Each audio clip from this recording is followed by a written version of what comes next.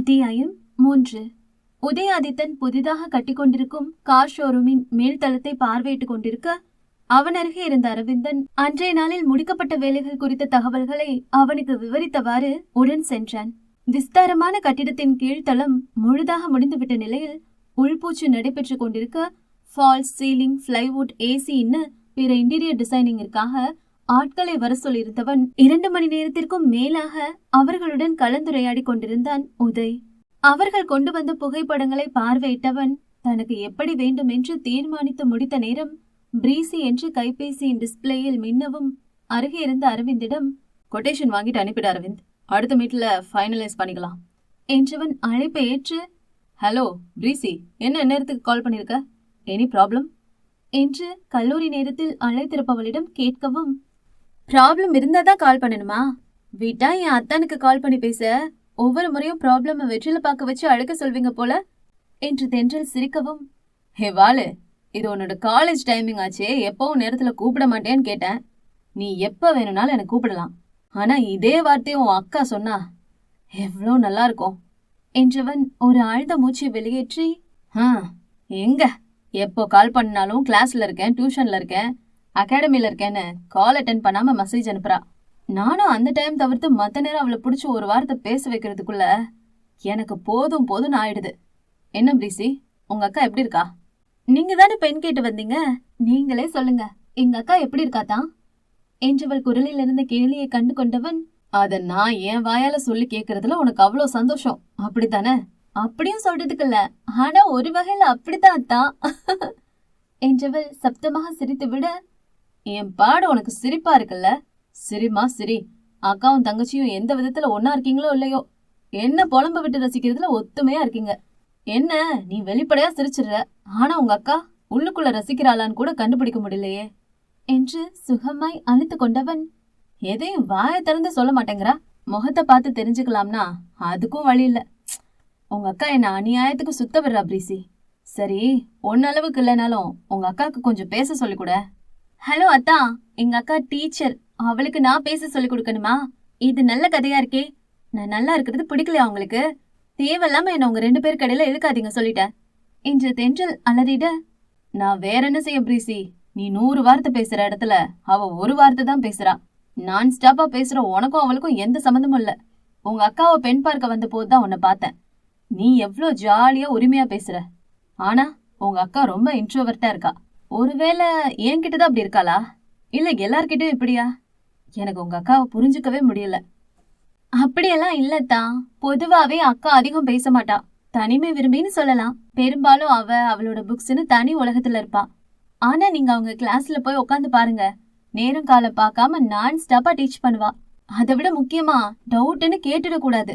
நாமளே போதும் புரிஞ்சதுன்னு சொன்னாலும் காதுல ரத்தம் வந்தாலும் விடமாட்டா என்று தென்றல் பேசிய விதத்தில் எழுந்த புன்னகையோடு, நீ சொல்றது ஒரு விதத்துல உண்மைதான், அப்புறம் எதுக்கு எங்க அக்காவை குறை சொன்னீங்களா என்று வம்பிழுக்க, ஏ வாளு, சொல்ல வர்றத ஒழுங்கா கேளு. என் மாமனார் உனக்கு பிரீசின்னு பேர் வச்சதுக்கு பதிலா இளம் புயல்னு வச்சிருக்கணும் என்று சிரிக்க, சரி சரி, இனி குறுக்க வரமாட்டா அந்த கௌசிக், நீங்க ஆரம்பிங்கத்தான். பிரீசி, நான் உன் அக்காவை முதல் முறை வைஷுவோட மீட்டிங்ல பார்க்க போன போது அவளோட ஸ்டடீஸ், ஆக்டிவிட்டிஸ், பிஹேவியர் பற்றி என்கிட்ட எவ்வளவு அழகா பேசினா. ஆனா அதே எங்க கல்யாணம் பேசின பிறகு வார்த்தையை எண்ணி செலவு பண்றா. நிச்சயம் முடிஞ்சு வெளியில கூட்டிட்டு போகலானாலும் 2 பேரோட ஷெடியூல் ஒத்து போகல. அவளா கூப்பிடுவான்னு நான் தினமும் 10 முறையாவது போன் எடுத்து செக் பண்ணிடுவேன். ஆனாலும் எங்க மேடம் இதுவரை அவளா கால் பண்ணதே கிடையாது. அதான் ஏன் அப்படின்னு உன்னை கேட்டேன். ஏன்னா நான் என்னத்தான் சொல்றது, அவ அப்படிதான். ஆனா சின்ன வயசுல சென்னையில இருந்தப்போ நல்லா படிப்பானாலும் ஃப்ரெண்ட்ஸ் எல்லாம் அவாய்ட் பண்ணதில்ல. ஏனோ அப்பா தவறினதுக்கு அப்புறம் அவளை நான் பெரும்பாலும் புக்கும் கைமா தான் பாத்திருக்கேன். என்னோட போர்டு எக்ஸாமுக்கு கூட நான் சீக்கிரம் தூங்க போயிடுவேன். ஆனா அவ அப்படி கிடையாது. சின்ன சின்ன டெஸ்ட் கூட வெறித்தனமா படிப்பாத்தான். காலேஜ்ல அப்படி இருந்திருக்கலாம், ஆனா இப்போவுமா என்னமோ தெரியலதான். இப்போவும் அந்த பழக்கத்தை விடல. கவர்மெண்ட் எக்ஸாமுக்கு படிச்சுட்டு இருக்கா. எம்ஏ முடிச்சதும் எம்ஃபில்க்கு அப்ளை பண்ணிடுவா. அடுத்து பிஹெச்டின்னு படிப்புக்கு என் கார்டு போட மாட்டான்னு தான் நினைக்கிறேன். நான் என் ஃப்ரெண்ட்ஸ் கூட வெளியில மூவி, பார்லர்னு நிறைய இடம் சுத்துவேன். ஆனா அவ பெருசா எங்கேயும் வரமாட்டா. அவளுக்கு பிடிச்சது டீச்சிங். அவ சரியான புக்கஹாலிக்கத்தான். சோ நிறைய தேடி தேடி படிப்பா. பெருசா ஃப்ரெண்ட்ஸ் கூட கிடையாது. சொந்த தங்கச்சி என்கிட்டயே அவுட் ஆஃப் சிலபஸ் போக மாட்டான்னா பாத்துக்கோங்க. எப்பவும் படிப்பை பத்தி தான் பேசிட்டு இருப்பா. அந்த அளவு school books paper correction teaching தவிர வேற ஒன்னும் தெரியாது தான். என்னது, அவுட் ஆஃப் சிலபஸ் போக மாட்டாளா? நீ சொல்றத பார்த்தா என் நிலைமை ரொம்ப கஷ்டமா இருக்கும் போலவே. ஒருவேளை உங்க அக்காவோட பேச்சை கேட்டு நான் ஸ்டூடெண்டா மாறினாதான் உண்டுங்கிற நிலைமை வந்துடுமோ என்று உதய் சிரிப்போடு சொல்லவும், அஃப்கோர்ஸ் அஃப்கோர்ஸ், மறக்காம யூனிஃபார்ம் போட்டுட்டு லஞ்ச் பாக்ஸ் எடுத்துட்டு சமத்து குட்டியா டைம்க்கு போயிடுங்க தான். எங்க அக்காவுக்கு பங்க்சுவாலிட்டி ரொம்ப முக்கியம். நான் வேணும்னா உங்களுக்கு ஸ்நாக்ஸுக்கு குச்சி மிட்டாயும் குருவிரட்டையும் வாங்கி கொடுத்து விடுறேன் என்றவளுக்கு என்ன முயன்றும் எழுந்த கற்பனையில் கட்டுப்படுத்த முடியாமல் சிரிக்க தொடங்கிவிட்டாள். அவளோடு இணைந்து சிரித்தவனும், ஏமா ஏன் உனக்கு இந்த கொலவெறி? என்னை யூனிஃபார்மோடு நிறுத்தி நீ சிரிக்கிறது இல்லாம ஸ்கூலே என்ன பார்த்து சிரிக்கவா? ஏன் தான் அப்படி சொல்றீங்க? ஸ்கூல் யூனிஃபார்ம்ல நீங்க ஒன்னும் அவ்வளவு மோசம் இல்ல, கியூட்டா தான் இருக்கீங்க. ஆனா நான் சிரிச்சது அதுக்கு இல்ல, வேற எதுக்கு? அது ஒண்ணும் இல்லதான், எங்க அக்கா சின்ன குழந்தைகளுக்கு கிளாஸ் எடுக்கிறப்போ அவங்கள மடியில உட்கார வச்சு கைய பிடிச்சு எழுத சொல்லி கொடுப்பா. நீங்க அவ ஸ்டூடெண்ட் ஆன பிறகும் உங்களுக்கு அப்படி சொல்லி கொடுப்பாளோன்னு நினைச்சு சிரிச்சேன் என்றவள் கண்களில் நீர் ததும்பியது. ஹே பிரீசி, போதும் போதும், உன் கற்பனைக்கு கடிவாளம் போடு. ஏதோ உன்கிட்ட சொன்னா உங்க அக்கா கிட்ட எனக்காக ரெக்கமெண்ட் பண்ணி அவளை பேச வைப்பன்னு பார்த்தா நீ ஏன் காலை வாரி விடுற என்றவனுக்கே தளிரின் மடியில் அவன் என்பதை நினைத்து சிரிப்பு தாழவில்லை. பின்னே நிச்சயம் முடிந்த பின்னர் கூட அவனிடமிருந்து சில அடி தூரத்தில் நின்று பேசுபவளாவது தன்னை மடியில் அமர்த்துவதாவது என்ற நினைப்பில் அப்படி ஒரு சிரிப்பு அவனிடம். தன்னிடம் அரிதலும் அரிதாக பேசுபவளின் முகபாவத்திலும் குரலின் இனிமையிலும் லயித்து கிடப்பவனுக்கு என்றுமே இருவருக்கிடையிலான இடைவெளி பெரிதாக தெரியாத போதும் இப்போது அவள் மடியில் எனும்போது அதையடுத்த சிந்தனையில் மனம் சிக்கி தவிக்க மெல்ல குரலை செருமி தன்னை கட்டுக்குள் கொண்டு வந்தவன், சரி சரி, அந்த டாபிக்க விடு, உனக்கு என்ன பிடிக்கும்னு சொல்லு என்றான். ஐயோ அத்தா, கல்யாண பொண்ணு நான் இல்ல, எங்க அக்கா என்ற தென்றல். பாவம், அவரே கன்ஃபியூஸ் ஆயிட்டார் என்ற ரீதியில் உதயனை எண்ணி மீண்டும் சிரிக்க தொடங்கிவிட்டாள். வாளு, ஏன் பொண்டாட்டி எனக்கு தெரியாதா? மணமேடையில கண்ணை கட்டி தாலி கட்ட சொன்னாலும் சரியா உங்க அக்கா கழுத்துலதான் கட்டுவேன். போதுமா? இப்போ ஒன்னதான் கேக்குறேன், உனக்கு என்ன பிடிக்கும் சொல்லு. எதுக்கு கேக்குறீங்க? என்னதான் எங்க அக்காவை கரெக்ட் பண்ண எனக்கு லஞ்சமா என்று மீண்டும் அவன் காலை வரவும், உனக்கு லஞ்சம் கொடுத்தாலாம் எனக்கு கட்டுப்படி ஆகாது. என் பொண்டாட்டி எப்படி கரெக்ட் பண்றதுன்னு நான் அவகிட்டே படிச்சுக்கிறேன். வயசு குட்டிக்கு கிஃப்ட் வாங்க போறேன், உனக்கும் கிஃப்ட் பண்ணணும்னு தோணுச்சு. சொல்லு பிரீசி, உனக்கு என்ன பிடிக்கும் என்ற உதயாதித்தனுக்கும் தென்றலுக்கும் இந்த சில மாதங்களில் உறவை தாண்டி அப்படி ஒரு நட்பு. தென்றல் கலகலப்பானவள் என்றாலும் தந்தை இல்லாமல் வளர்ந்ததில் உடன் படிக்கும் மாணவர்களிடம் எல்லையோடு பழகுபவள்தான். ஆனால் ஏனோ உதயனை முதல் முறை பார்த்த போதே அவளுக்கு பிடித்து விட்டது. தங்கள் வீட்டிற்கு பெண் கேட்டு வந்த போது அவன் நடந்து கொண்ட விதமா, இல்லை பேசிய பேச்சுக்களா, இல்லை அத்தனை வசதி இருந்தும் துளிக்கூட பந்தா காண்பிக்காதவனின் குணமா எதுவென்று தெரியாது. ஆனால் தென்றலுக்கு அவனை மிகவும் பிடித்து போனது.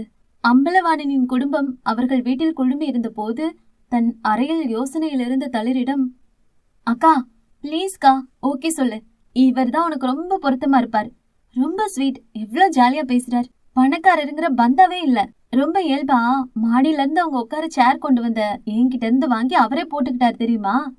நீங்க 2 பேரும் மேட் ஃபார் ஈச் அதர், சேர்ந்து வந்தா ஒரு முறைக்கு 2 முறை எல்லாருமே உங்களை திரும்பி பார்ப்பாங்க. அம்மாக்கும் பிடிச்சிருக்கு, இவர்தான் எனக்கு அத்தான்னு நான் முடிவு பண்ணிட்டேன், பிளீஸ் ஓகே சொல்லுக்கா என்று கெஞ்சி இருந்தாள். ஆனால் தளிருக்கு தங்கள் வசதிக்கு கொஞ்சமும் பொருத்தமில்லாத சம்பந்தம் குறித்த கேள்விகள் எழுந்தாலும் அம்பலவாணன் மீதான நம்பிக்கையில் சம்மதித்திருந்தாள். தென்றலிடம் பேசி முடித்தவன் இப்போது 2ஆம் தளத்தை அடைந்து முகப்பில் வந்து நின்று பார்க்க மழை பெய்து கொண்டிருந்தது. உதயன் ராணிப்பேட்டையை அடைந்த போதே மேகமூட்டமாக இருந்தது. தென்றலின் அழைப்பை ஏற்ற போது லேசான தூறலாக ஆரம்பித்து இப்போது வலுப்பெற்றிருந்தது. வேலையாட்கள் கட்டுமான பொருட்களை மழையில் படாதவாறு எடுத்து அறையினுள் எடுத்து வைத்துக் கொண்டிருக்க உதய்க்கு தொடர் அழைப்புகள் வந்த நிலையில் மழையில் கிளம்ப பார்த்தான்.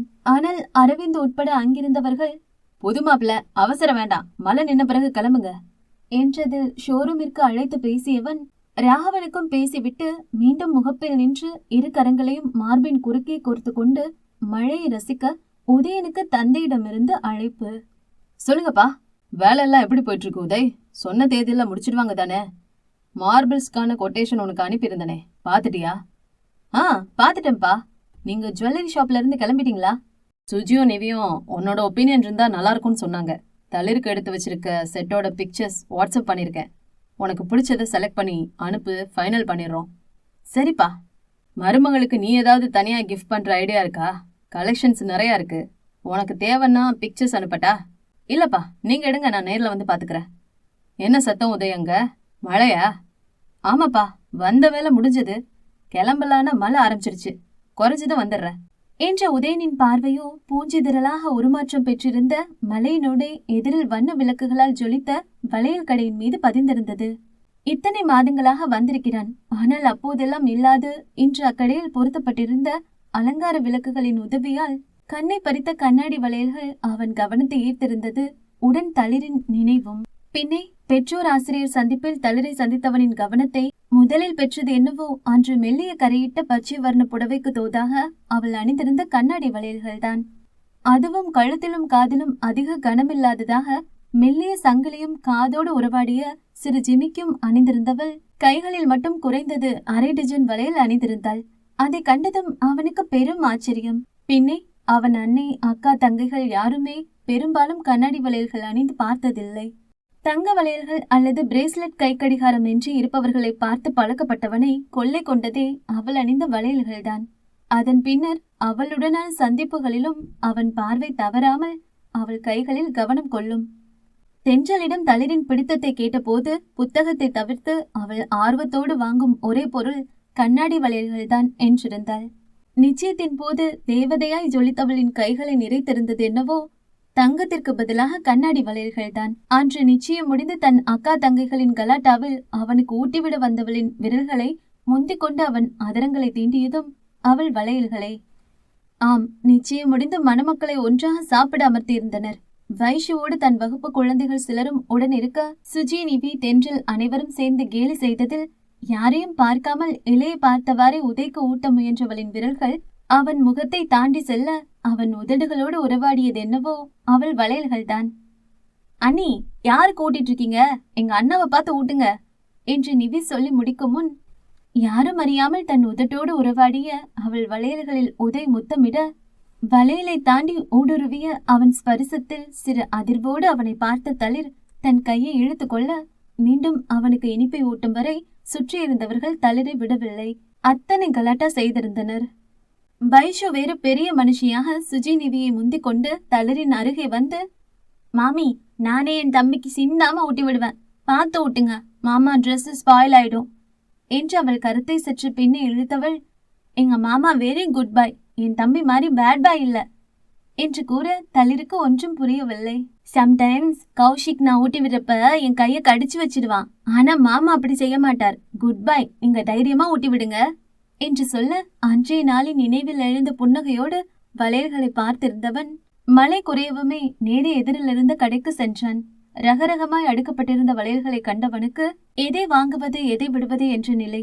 அவர்கள் வளையல் சைஸ் என்னவென்று கேட்கவும் கைபேசியை திறந்து தளிரின் புகைப்படத்தை காண்பித்து ஓரளவு தோதான சைஸில் அவள் வழக்கமாக அணிவது போலவே பல நிறங்களில் கண்ணாடி வளையல்களை வாங்கி அதை அழகாக பேக் செய்து கொண்டவன் மறக்காமல் வைஷு மற்றும் தென்றலுக்கும் பரிசு வாங்கி கொண்டு வேலூர் திரும்பினான்.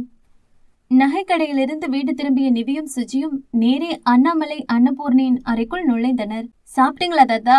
நீங்க மாத்திரை எடுத்துக்கிட்டீங்களா பாட்டி என்றவாறே சுஜி அவர்கள் மேஜையில் இருந்து மருந்து பெட்டியை ஆராய, எங்களுக்கு அதை விட வேற வேலை நிறுத்திட போகுது, எல்லாமே நேரமா முடிச்சுட்டு உன் தாத்தாவை கூட்டிட்டு காலார நடந்துட்டு இப்பதான் வந்தோம். நீங்க போன வேலை நல்லபடியா முடிஞ்சதா ராஜாத்தி? ஆச்சு பாட்டி, இதோ பாருங்க, இதெல்லாம் தளிருக்கு எடுத்தது, இது எங்களோடது, இது வைஷு குட்டிக்கு என்று நிவேதா நகைகளை அவரிடம் கொடுத்து அனைத்தையும் பார்வையிட்டவர் கணவரிடமும் காண்பிக்க, நல்லா இருக்கு, சாமி கிட்ட வச்சு கும்பிட்டு எடுத்து உள்ள வைங்க, கூரைப்படவை எடுக்க போகணுமே, உங்க அத்தை சித்திங்களுக்கெல்லாம் தகவல் சொல்லியாச்சா? எத்தனை மணிக்கு கிளம்புறீங்க என்றவருக்கு சுஜி பதிலளித்து கொண்டிருந்த அதே நேரம் தங்கள் அறையினுள் நுழைந்த கணவரிடம், என்னங்க, கல்யாணத்துக்கு இவ்வளவு நகை எடுக்கணும்னு அவசியமா? பொதுவாகவே மருமகளுக்கு அதிகபட்சம் 10 சவரன் வச்சுதான் வழக்கம், நீங்க என்கிட்ட ஒரு வார்த்தை கூட சொல்லாம எப்படி என்று முடிக்கும் முன்னமே, எப்படி என்று சட்டையை கலர்ச்சி கொண்டு கேட்டார் அம்பலவாணன். இல்லங்க, இது தகுதிக்கு மீறி என்று ஆரம்பித்து விட்டாரே தவிர எப்படி முடிப்பது என்று தெரியாமல் ஜெகதீஸ்வரி விழித்து நிற்க, யாரோட தகுதியை சொல்ற ஈஸ்வரி என்று கைலிக்குமாரி அம்பலவாணன் இப்போது கட்டிலில் அமர்ந்து கொண்டு தீவிர குரலில் கேட்டிருந்தார். கணவரின் கேள்விக்கு நேரடியாக பதில் சொல்ல முடியாமல் ஜெகதீஸ்வரி திண்டாடி கொண்டிருக்க அங்கே வந்து சுஜி அன்னையிடம் பையை கொடுத்து, மா, நான் தான் சொன்னனே, தாத்தா பாட்டிக்கு எங்களோடதை விட தளிர் நகை ரொம்ப பிடிச்சிருக்கு. எல்லோரதும் பாத்துட்டாங்க. நான் பாக்ஸ்ல வச்சுட்டேன். குட்டி பையனுக்கு எடுத்த நகைகளை மட்டும் அவருக்கு காட்டுறதுக்கு எடுத்துட்டு கிளம்புறேன். உள்ள வச்சிடுமா. குட் நைட் பா என்று கிளம்பவும் கதவை சாற்றி விட்டு வந்தார் ஜெகா. சொல்லு ஈஸ்வரி, ஒன்னுதான் கேக்குற. ஒருவேளை இதே தளிர் இடத்துல வசதியான வீட்டு பெண்ணு இருந்தா இதெல்லாம் தகுதிக்கு மீறினது இல்லைன்னு சொல்ல வரியா என்று அம்பலவாணன் மனைவியை கூர்மையாக பார்த்தார். கண்டிப்பா, அவங்க எல்லாம் பிறந்ததுல இருந்தே தங்கமும் வைரமுமா வளர்ந்திருப்பாங்க. அதோட அருமை தெரியும். ஆனா அந்த பொண்ணு அப்படி இல்லையே. நீங்க முடிவு பண்ணதுனால ஏத்துக்கிட்டோம். எப்போ நீங்க சரியான முடிவுதான் எடுப்பீங்க. ஆனா ஆதி கல்யாண விஷயத்துல நீங்க அவசரப்பட்டிருக்க கூடாதோன்னு ஒரு எண்ணம். என்ன இருந்தாலும் நம்ம குடும்பத்துக்குன்னு ஒரு ஸ்டேட்டஸ் இருக்கு என்ற மறுநொடியே, இதே ஸ்டேட்டஸ் நான் பாத்திருந்தா நீ எனக்கு பொண்டாட்டியா இருக்க மாட்டே ஈஸ்வரி என்றதுமே தூக்கி வாரி போட கணவரை பார்த்த ஜெகதீஸ்வரியின் கையில் இருந்த பை நழுவியது. சட்டென அதை பிடித்து மெத்தியில் வைத்த அம்பலவாணன், இத்தனை வருஷ வாழ்க்கைக்கு அப்புறம் இப்படி ஒரு வார்த்தை என் வாயிலிருந்து வர வச்ச பெருமை முழுக்க ஒன்னே சேரும். நம்ம பையன் கல்யாணம் முடியறதுக்குள்ள இன்னும் எத்தனை பெருமையை தேடி தர போறேன்னு தெரியல. நீ சொல்ற ஸ்டேட்டஸ், பணம், நகையை விட மனுஷனுக்கு நிம்மதி முக்கியம். உன்னை கட்டிக்கிட்ட நாள்ல இருந்து இந்த ரூமுக்கு வந்த உடனே நிம்மதியா தூங்கியிருக்கேன். ஆனா இனி அது வாய்க்குமான்னு தெரியல என்று அம்பலவாணனின் வார்த்தைகளில் கண்ணீர் உடைப்படுத்தது ஜெகதீஸ்வரிக்கு. என் பையனுக்கு எது நல்லதுன்னு எனக்கு தெரியும். அதே போலதான் என் மருமகளுக்கும். உனக்கும் ஞாபகம் இருக்கா? சுஜி நிவியோட கல்யாணத்துக்கும் நான் இப்படித்தான் நகை எடுத்தேன். அப்போ அந்த கேள்வியை கேட்கல, இப்ப மட்டும் ஏன் என்ற கணவரின் கேள்விக்கு அவரும் என்ன பதில் சொல்ல? எப்படி நீ மகனையும் மருமகன்களையும் வித்தியாசம் இல்லாம நடத்துறியோ அதே போலதான் எனக்கு மகள்கள் மருமகளுக்கு இடையில எந்த வித்தியாசமும் இல்ல என்ற கணவரை மௌனமாக பார்ப்பதை தவிர ஜெகதீஸ்வரிக்கு வேறு வழி இல்லாது போனது. பின்னே அவர்களது மூத்த மருமகன் அவர்களது சொந்தம். ராகவன் தன் மகனின் நண்பன் என்பதால் சிறுவயதிலிருந்தே அவன் மீது பிரியம் உண்டு. வேறு ஆளான ராகவனை மாப்பிள்ளையாக உதை கொண்டு வந்த போது எதிர்ப்பு முழுக்க அண்ணாமலையிடமிருந்துதான் கிளம்பியது. ஆனால் சிறுவயது முதலே பழகிய பிள்ளை மட்டுமல்லாது அவர்களது வசதிக்கு சற்றும் குறையாதவன் என்பதால் ஜெகதீஸ்வரி ராஜேஸ்வரிக்கு அதில் மட்டற்ற மகிழ்ச்சி. அம்பலவாணன் தந்தையை சம்மதிக்க பெரும் போராட்டமே நடத்திவிட்டார். இறுதியில் இதுபோல இன்னொரு நிகழ்வு தன் குடும்பத்தில் நடைபெறக்கூடாது. தன் பேரனுக்கு அவர் தேர்ந்தெடுக்கும் பெண்தான் மருமகள் என்று தீர்மானமாக கூறிவிட்டார். கல்லூரி காலம் தொட்டே தன் இலக்கில் தெளிவாக இருந்த உதயனுக்கும் பெரிதாக எந்த பெண்ணின் மீதும் ஆர்வம் இல்லாததால் தாத்தாவிடம் மனப்பூர்வமாக சம்மதம் தெரிவித்து விட்டான். ஆனால் தளிரை கண்ட பின்னர் அவன் எண்ணம் மாற்றம் பெற அதை தந்தையிடம் தெரிவித்தவன் தளிரை அவர் பார்த்த பெண்ணாக தாத்தாவிடம் கொண்டு சென்று அவர் சம்மதத்தோடு தளிரை கைப்பிடிக்கவிருக்கிறான். ஆனால் இது தந்தை மகனுக்கு மட்டுமே தெரிந்த ரகசியம். மற்றவர்களை பொறுத்தவரை தளிரை அம்பலவாணன் தான் உதயாதித்தனுக்கு தேர்ந்தெடுத்ததாக நினைத்து கொண்டிருந்தனர். அன்று தங்கள் வசதிக்கு குறைவான இடத்தில் இருந்த ஜெகதீஸ்வரியின் குணத்தை பார்த்து மட்டுமே சம்மதம் தெரிவித்த அண்ணாமலை இப்போதும் தளிரின் குணத்தை கொண்டு மட்டுமே பேரனுக்கு தேர்ந்தெடுத்திருந்தார். இல்லங்க, நான் சொல்ல வந்தது என்று ஜெகதீஸ்வரி தன்னை நியாயப்படுத்த முற்படவும், எனக்கு எந்த விளக்கமும் வேண்டாம் ஈஸ்வரி. ஆனா இன்னொரு முறை இந்த பேச்சை நீ எடுக்கும் பட்சத்துல இந்த ரூம்குள்ள வரணுமான்னு நான் யோசிக்க வேண்டியிருக்கும் என்று அம்பலவாணன் பேச்சு முடிந்தது போல விலக்கணைத்து படுத்துவிட ஜெகதீஸ்வரி அசைவற்று போனார்.